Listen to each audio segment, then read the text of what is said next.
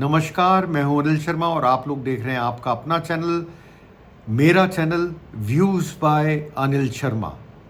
मैं ज़्यादातर 2 मिनट में अपनी बात ख़त्म करने की कोशिश करता हूं। हो सकता है आज का वीडियो थोड़ा लंबा हो, पर कोशिश करूंगा आपको 2 मिनट में समझाने की। समझाऊं किस बात पे? समझाऊंगा इस बात पे जो ईरान यूएस से वॉर हो रही है, एक तरह से वॉर के जो बादल छाए हुए हैं, मंडरा रहे हैं, उसकी वजह से क्या भारत को नुकसान की तरफ या भारत को अंतर पड़ने वाला है? मैं बोलूँगा बिल्कुल हाँ। ये कल आपको ध्यान होगा उदय कोटक, जो कि कोटक महिंद्रा बैंक के फाउंडर भी थे, और मैं बोलूँगा महान विद्वान आदमी है इकोनॉमिक्स और फाइनेंस के अंदर। उन्होंने कल सीआईआई के फंक्शन में एक चीज़ बोली, CII confederation of Indian industry के फंक्शन में एक बात बोली कि भारत उन्होंने बिल्कुल साफ तौर पे कह दिया कि एक बहुत बड़ा झटका आने वाला है, जिसका सामना करने के लिए भारत को तैयार रहना चाहिए। ये पहला पॉइंट था। उन्होंने कहा, क्या कहा कोटक जी ने? ये कहा कि भारत अब तक एक कंफर्ट जोन में जी रहा था। तो क्या हम कंफर्ट जोन में थे? अगर मैं इनको पढ़ूं तो यही मतलब होता है। देखिए, इससे एक दिन पहले ही प्रधानमंत्री ने क्या अनाउंस करा था? 2 रैलियां करी। उसमें उन्होंने बोला कि सबसे पहले तो आप घर से काम करना शुरू करें, मतलब वर्क फ्रॉम होम। दूसरा का, आप सोना खरीदना बंद करें कम से कम 1 साल के लिए। फॉरेन ट्रिप कैंसिल करें कम से कम 1 साल के लिए। और जो पेट्रोल डीजल है, इसको का भी खपत कम करें। आप आए जाए कार पूलिंग के द्वारा या ईवी व्हीकल के द्वारा या मेट्रो के द्वारा या पब्लिक ट्रांसपोर्ट के द्वारा। और उन्होंने ये भी कहा कि जो फार्मिंग है वो नेचुरल की तरफ बढ़े। और इसके साथ उन्होंने भी कहा कि स्वदेशी को अपना, स्वदेशी पे हम बहुत बात करते हैं, मेक इन इंडिया हमारा नारा था, वो नारा कहाँ गया? वो बब्बर शेर कहाँ गया पता नहीं। फिर पीएम ने कहा है उसके ऊपर। और फॉरेन ट्रैवल कम से कम 1 साल के लिए ना करें। देखिए, ये कहना बड़ा आसान है। पहली बात मैं आपको बोलूंगा पेट्रोल डीजल की। पेट्रोल डीजल में ऐसा क्या हुआ? पेट्रोल डीजल में पेट्रोलियम कंपनीज हर दिन करीब 1,000 करोड़ रुपए का नुकसान उठा रही हैं। अगर महीने में करें तो 30,000 करोड़ का। पर आपने पैसा भी तो बनाया था रशिया से चीप तेल खरीद के पहले।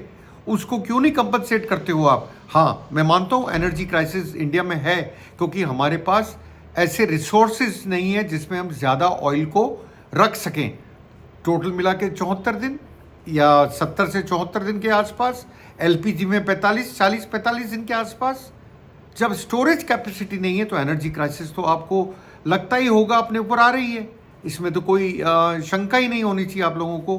पर आप जब ये अनाउंस करते हैं, जब पीएम ये अनाउंस करते हैं, तो he has really to walk the talk.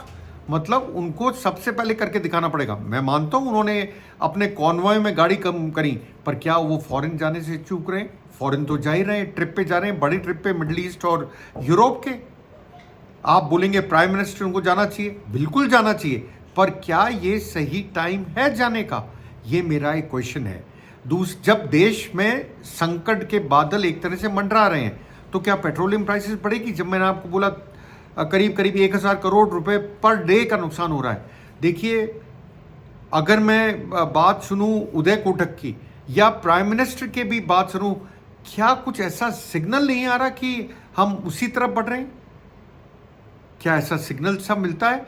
देखिए, लगता कुछ ऐसा है। मैं अभी इसलिए खुल के नहीं बोल पा रहा हूं कि नुकसान बहुत हो रहा है, पर आपने कमाया भी बहुत था ऑयल कंपनीज ने।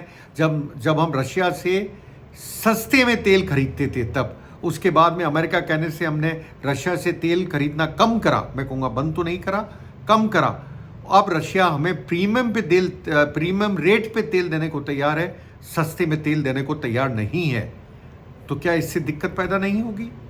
क्या इससे दिक्कत पैदा नहीं होगी कि जब तेल की प्राइसेस बढ़ेंगी तो क्या होगा? हमारा करीब 80 से 85% तेल, क्रूड ऑयल हम इंपोर्ट करते हैं। एक तो आ ही नहीं पा रहा, आ रहा है तो हम क्या प्राइस में खरीद रहे हैं?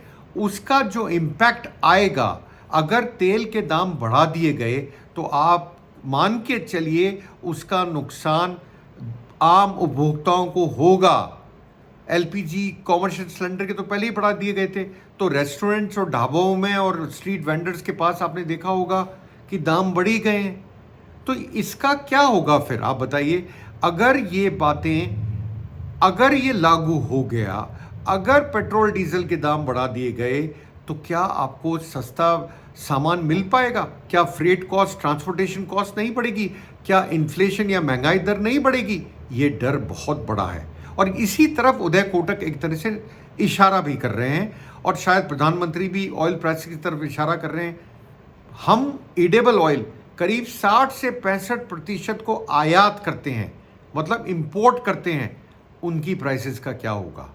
वो भी ऊपर जाएंगी। तो महंगाई बढ़ने का डर बहुत बड़ा है। अभी तक सरकार ने संभाल रखा है, पर कब तक? क्वेश्चन ये कब तक, और क्या अपने ऊपर लागू करेंगे? ये क्वेश्चन एक बहुत बड़ा है। दूसरों को बोलने से पहले क्या अपने ऊपर लागू होगा? सुनने में आया है। देखिए, एक चीज़ और बताऊंगा मैं आपको। गोल्ड और सिल्वर पे ड्यूटी बढ़ा दी गई इसलिए कि लोग कम खरीदें।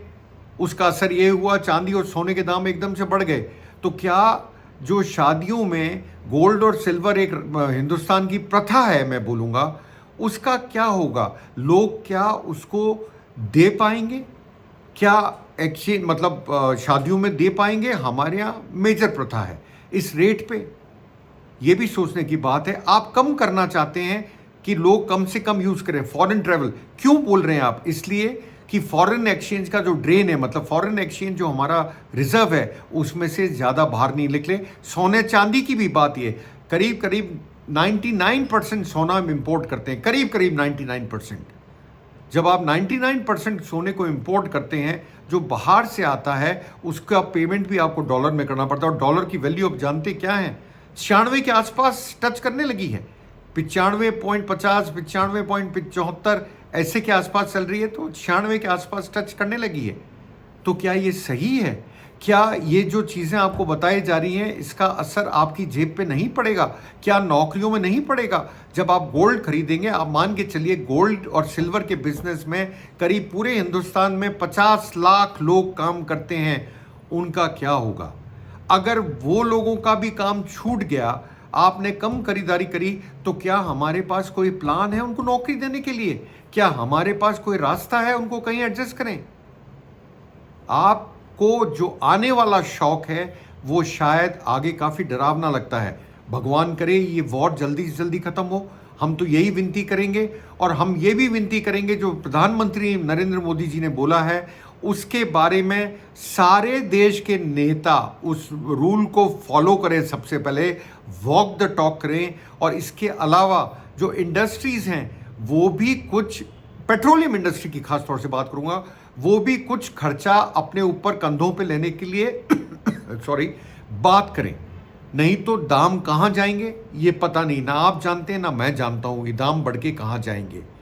तो देखते हैं। क्या डर है? डर बिल्कुल है। शेयर मार्केट कभी ऊपर, कभी एकदम से धड़ाम नीचे। एक बात होती है, उस पर ऊपर नीचे होते जा रहा है। तो आदमी इन्वेस्ट करे तो कहाँ करे? आदमी को ये भी समझ में नहीं आ रहा आज की तारीख में। नौकरियां खतरे में, इन्वेस्टमेंट खतरे में, मिडिल क्लास खतरे में। कहाँ जाएं तो कहाँ जाएं? ईवी की बात करी प्रधानमंत्री ने, इलेक्ट्रिक व्हीकल्स की। क्या उस पर सरकार सब्सिडी देती है? ज़्यादा सब्सिडी की ज़रूरत है ईवी के ऊपर, जिससे लोगों की रीच में आए।